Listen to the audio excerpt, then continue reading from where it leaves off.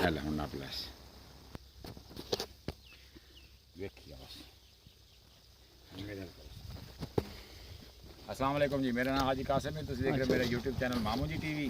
तो यह तुहानूं दिखा रहे हैं भी असी प्लांटर नाल मकई लाई आई तो ये फायदे भी ने तो नुकसान भी ने। नुकसान यदा यह वे कि यह नागा कर गई, मशीन वो ट्रिप करती रही है बार बार और विच काफ़ी हद तक नागा होया है। तो यह हुण असी इनू अज 8वां दिन है, इनू कल दूसरा पानी लाया है। तो हुण असी इहदे विच नागा लगा रहे हैं। जिथे जिथे नहीं जर्मीनेशन हुई उत्थे असी दोबारा नागा लगा रहे हैं। इंशाअल्लाह 2-3 दिन ये भी जर्मीनेशन कर जाएगा। तो उस तो उत्तों फिर इनू असी स्प्रेवां शुरू कर देवांगे।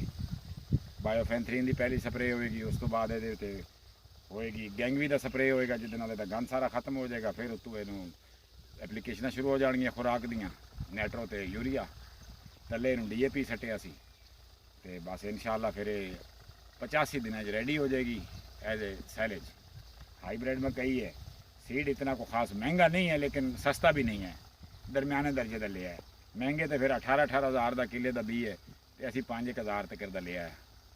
तो यह तो साड़ी वीडियो पसंद आए तो चैनल को सबसक्राइब करो, लाइक करो, शेयर करो। बाकी मजीद थोड़े मकई वास्ते बहुत अच्छिया, मकई के शौकीन हजरात वास्ते बहुत अच्छी वीडियो आने वाली है। इंशाअल्लाह कल या परसों आ जाएगी। बहुत ज़बरदस्त इन्फॉर्मेशन होएगी उहदे विच और तकरीबन कोई 4-5 वैरायटियाँ लगियां पईयां ने हाईब्रिड मकई दियां जिहदी अलग अलग तुहानूं सारियां वीडियो आउणगियां। तो बहुत उहदे विच इन्फॉर्मेशन मिलेगी तुसां सारे किसानां दोस्तां नूं।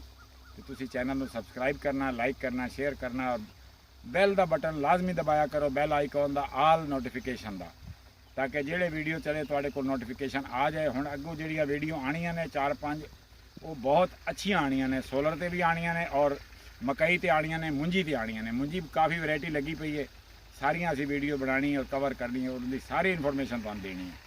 बहुत मेहरबानी, बहुत शुक्रिया। गर्मी ज़्यादा है तो असी चौका ला लीए ताकि जुंडा छुटे साडा गर्मी तो। ठीक है, बहुत